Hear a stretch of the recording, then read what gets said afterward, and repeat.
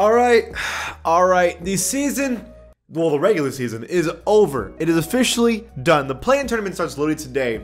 I have this thing I've always wanted to do every year after roster updates end. I want to get awards, not the usual awards that we always have. I want to have my own awards as well, based on the rosters and the updates. And I'm going to do that in today's video. ¿Qué pasa to the pack? It is Pack here, AKA your mama's best friend. Before this video starts, please be an OG, join the pack and subscribe. I do daily content like this all the time, so it'd be great if you could join up.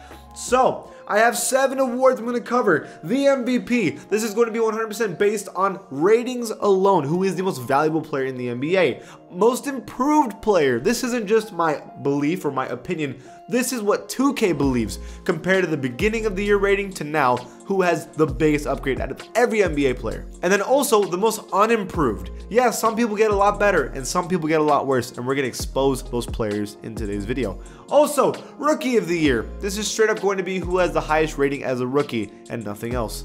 On top of that, Defensive Player of the Year, I am looking at who has the highest defensive stats in 2K, and that will determine who is the greatest defender in the NBA. The most underrated Player of the Year, this is a player that has a rating, but it is not fair at all compared to how they're playing in real life. And then the most overrated. This is going to get a lot of dislikes, but player that has a high rating that probably shouldn't. Okay, I'm ready to go. Let's get this started now. We start off, and I'll have 2K up while we do this, with the most valuable player in the NBA. The player that has the highest rating in basketball right now is Stephen Curry. It is also LeBron James, but LeBron James missed a lot of games this season, so we're going to give it by default to Steph Curry. There's players that have 96 overall, like Giannis, like Jokic, but nobody. Will y'all hear that? My PS5 controller is broken? Bro, it's kind of early, but whatever. Steph Curry is the only player that has a 97 overall this high. Listen, Steph Curry is averaging 32 points per game, 5 points and 5 assists. Flight literally predicted this like 2 years ago, okay? Bro, he's averaging at least a solid 32, bro. Kevin Durant is gone. Bro, watch him. He's literally gonna average 32, 5, and 5. Hey yo, what? This is insane. Remember we were like, nah, Curry can't carry a team like that. Like he needs a system and other players to help him be as good as he is. Those are casual player opinions. Everybody that's a casual thought that, but I was not fooled. I knew Curry was Curry. I knew Curry was the best point guard in the league. And he proved that this season with bums like Andrew Wiggins and Kelly Oubre. No, actually, Wiggins had a pretty good season this year, if we're being honest, but whatever. Still, Steph Curry did amazing, and he deserves this MVP according to 2K, 100%. Jokic is great and all, but Curry is the most valuable in 2K's opinion. Okay, most improved player is kind of obvious and probably what it's going to be in real life, but still. The New York Knicks' very own Julius Randle. He started the season off as an 80 rated overall. He is an 89 now. 9 overall change, making him one of the most improved players of all time. I mean, nobody's going to defeat that Spencer Dinwiddie plus 13 over a year in like 2 years ago, but Julius Randle plus 9 change, which makes him the highest improved player in the league, and I'm sure he's gonna get most improved. He deserves it. This dude led the Knicks out of nowhere. This team was a joke, and now they're the 4th seed, home court advantage in the playoffs. Insane. But you know what? I'll talk about an honorable mention. RJ Barrett. RJ Barrett was a 75 overall, and now is an 83, so plus 8 for RJ Barrett. He's the number 2 slot in the most improved player list, the 2 best players on the Knicks. Insane. So who is the most unimproved player? There's 2 people that have the same rating, and I want to say this person doesn't deserve to be here. Starting with Blake Griffin. So Blake Griffin is the most unimproved player in the NBA, but I think it's someone else with a -6. So he was an 83 overall, now he's a 77. I think that no, Blake Griffin used to be the best player on a team. That's why he was an 83 overall. So when you go to a team that expects you to now be a role player, of course your rating is going to drop. I think Blake Griffin does an actually pretty good job in the Nets this year so far. I don't think it's fair to downgrade him that hard or to view it as if he got worse more than they're changing how they're using him. Unlike somebody else on this list who is the real most unimproved player of the year and 100% deserves this rating, Eric Bledsoe, from an 83 to a 77 overall, -6 for Eric. I remember at the start of the year when they traded Eric Bledsoe for Drew Holiday, all these players and all these people on Twitter were like, nah, bro, what a dumb trade. You traded Eric Bledsoe for Jrue Holiday, who were basically the same. Everyone was acting like they were basically just as good as each other, and they were saying that the picks they traded for him was not worth it. Well, how do y'all look? Yes, did Eric Bledsoe and Jrue Holiday have the same rating in 2K? Yeah, they did. Not anymore, because it was obvious that Jrue Holiday was better. Look, Eric Bledsoe, he was the starting point guard on the Bucks, who were a championship contender, and he went to the Pelicans, and somehow they underperformed this season as the starting shooting guard. What more do I have to say? He is unimproved. His stats have gone down. He has not succeeded this season, and it's sad. Rookie of the year. Yeah, pretty obvious according to 2K, it's LaMelo Ball. 85 overall, according to 2K, the best player on the Hornets.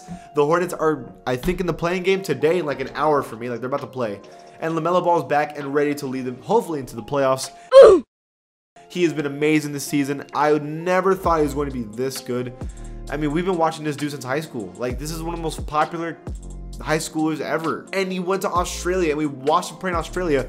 I really didn't think he was gonna be good enough, and here he is as the best player on a playoff team. Though, insane, super impressive. Just props to this dude. Defensive player of the year. It is not someone that I thought I was gonna talk about. It's not someone that you were expecting. It's not Ben Simmons. It's not Rudy Gobert. It's actually Giannis Antetokounmpo. Not only is he an A+ defender on the perimeter, but he has an A interior defense as well. Nobody even comes close to that in 2K. He is the most elite defender on every part of the court compared to anybody else in 2K, and literally it's not even close. No one is even close to him and how good of a defender he is. And I mean, hey, they have a point. Okay, most underrated. This is now going to be my personal opinion, but I made a whole video about this, so I won't cover about it too much. But Russell Westbrook is an 88 overall. Forget stats, because obviously we know his stats are amazing. Forget that. Forget that. This is why this is blasphemy. Russell Westbrook at the start of the season was an 88 overall. The Wizards were losing every single game. They were doing absolutely atrocious. Russell Westbrook was doing mid that entire time, okay? And he was an 88 overall that entire time. The Wizards completely 180 turn around their season. They are now fighting for a playoff spot in the play-in tournament today. They went on multiple winning streaks and have one of the most impressive records of the second half of the year. Russell Westbrook was putting up insane numbers that stretch for like 25 points, like 13 rebounds and 14 assists in that stretch, right? He is still an 88 overall. Idiocy. That's all I have to say. And finally, the most overrated. This is scary because no matter what I say is going to be controversial. So I actually have a pretty good idea of not stepping on any toes. Almost everybody on the Thunder is overrated. Now hold on, I'm not saying the Thunder are bad. I'm not. Listen to me before you even dislike the video, okay? The Thunder are rebuilding, retooling, and tanking for the pick. That's why they sat people who were basically good, like SGA, because they were like, we need to lose. So they decided to lose, and that's fine. Obviously, when you have all these players that are 22 and 21, 20 years old, and you're playing them, literally playing all of them to see who is good, everybody, and they're all proving, and every player is trying to prove something. Obviously, everyone on the team is going to have a 20 or 30 game night at one point, okay? I'm not saying Lou Dort isn't a 79. I'm not saying that Moses Brown isn't a 78. I'm not saying that Ty Jerome isn't a 76. I'm not saying that Kendrick Williams isn't a 76. I'm not saying Isaiah Roby isn't a 76. I'm not saying Darius Bradley isn't a 76. I'm not saying that Theo Maledon is not a 75. But when you all started as a 68 overall and you all went +7 throughout the year, what if you can't just actually be that good? There's no way that all these dudes are that good this early. Maybe they're just on a bad team putting up numbers. Maybe that's the case. That's all I'm saying. That's just my opinion. But what do you guys think about the awards this year? Do you agree or disagree? Leave it in the comments below. And if you like this channel, give it a sub. And I'll see you guys next time.